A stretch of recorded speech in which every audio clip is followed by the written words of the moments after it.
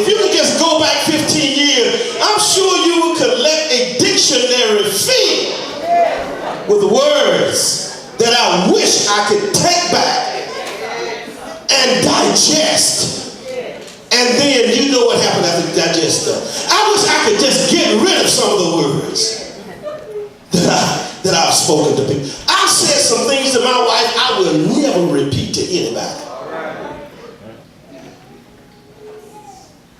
I said some things so embarrassing that I'm ashamed as a Christian that those words ever came out of my mouth. By the way, I want to repeat this. How is it that we can't learn verses of scripture, but we can learn every curse word in the dictionary? We can repeat cuss words that our mamas never taught us. And we have them stored in memory so that we can recall them when we need to. I know I'm a Christian preacher. But blankety.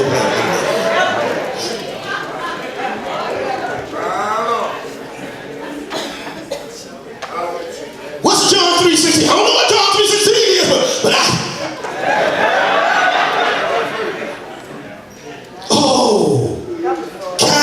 kind words are very, very important for you and for me. Young man who was the person that we find from the story that all of us might call The Blind Side.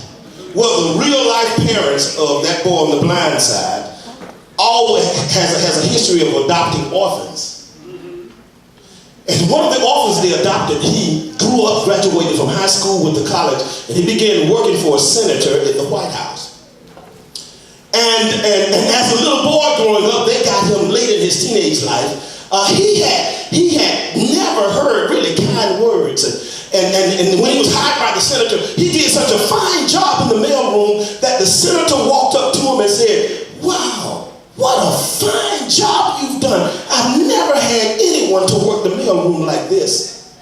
He walks away and comes back. The boy is crying, boo-hoo crying. Senator says, "Well, what did I say? How did I hurt him?" He said, "Senator, no one has ever said anything that kind to me. No one has spoken a kind word like that to me." You all ever heard the saying, hurt people hurt people? Hurt people hurt people. Bitterness in them, frustration and anger. And if you just drive by them, "Hey, how you doing? How you doing? What you mean, how you doing? It's hot out here." Well, everybody's hot. The sun's shining on all of us. Hurt people tend to hurt people. Communicating with kind words. Secondly, communicate with humble words. Humble words. Paul says in 1 Corinthians 13:5, love is not rude. Love is not rude. Just shut up then. How many ladies said that to your husband? How many husbands said that to their wives? How many moms have said that to their daughters? Not be quiet. Shut up. Right now.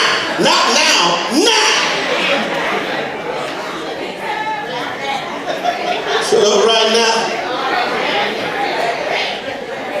Ain't it all right?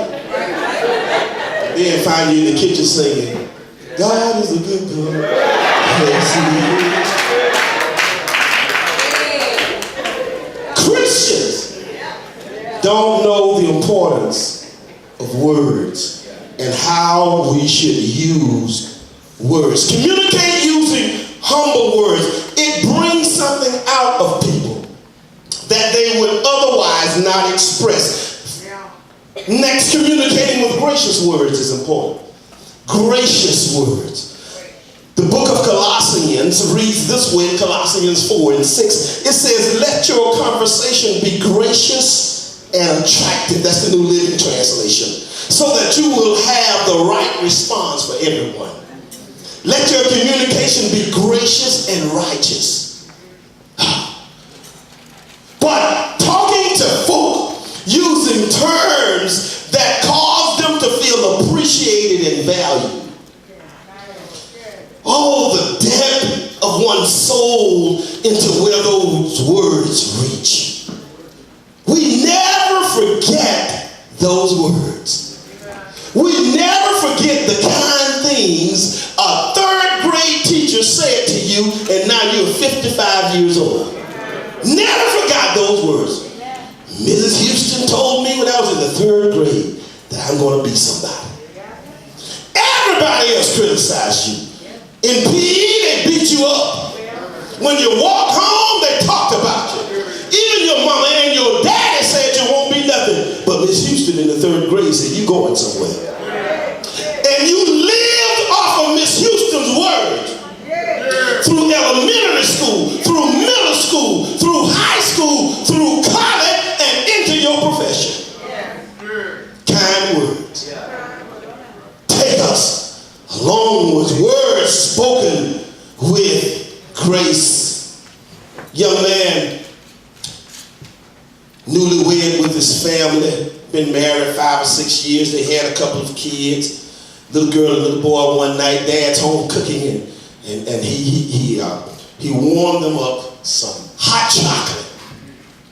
And after he warmed up the hot chocolate, wow, he prepared the meal.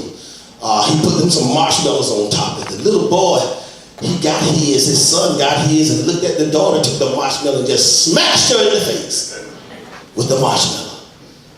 Dad looked at him, big burly dad, go to your room. You know that dad looked like he was about 7 feet tall. How many of y'all remember, I thought my dad was really tall when I was little. He was tall, but when I was little, it looked like he was like the Hulk. How many of y'all remember that? The dad and mom looked like they was just giants. And then when you grew up, you go, what? Well, little boy goes to his room like his dad tells him, and his dad finished cooking, and he goes to his room.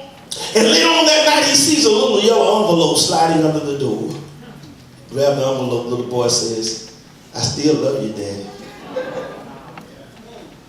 You know what happened to Daddy? He became all mushy. Because words like that, they get to your heart. And you can't help but respond in love.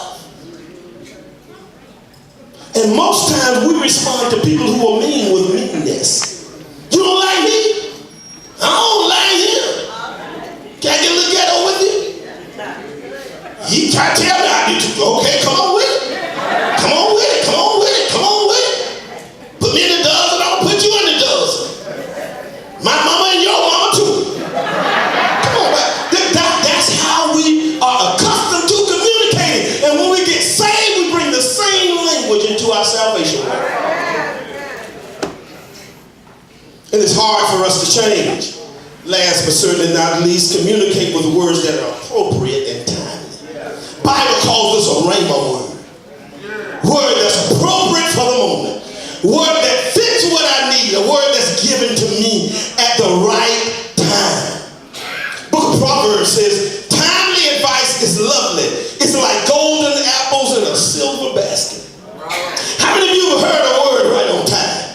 How many of you got just what you needed right at the moment you needed it? Someone came along and whispered in your ear, maybe sent you a card, maybe called you on the phone, maybe emailed you, and they texted you, and it was the right time.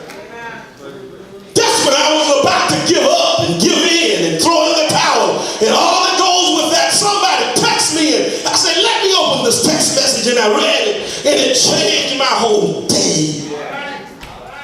Why? Because words that are kind, words that are gracious, words that are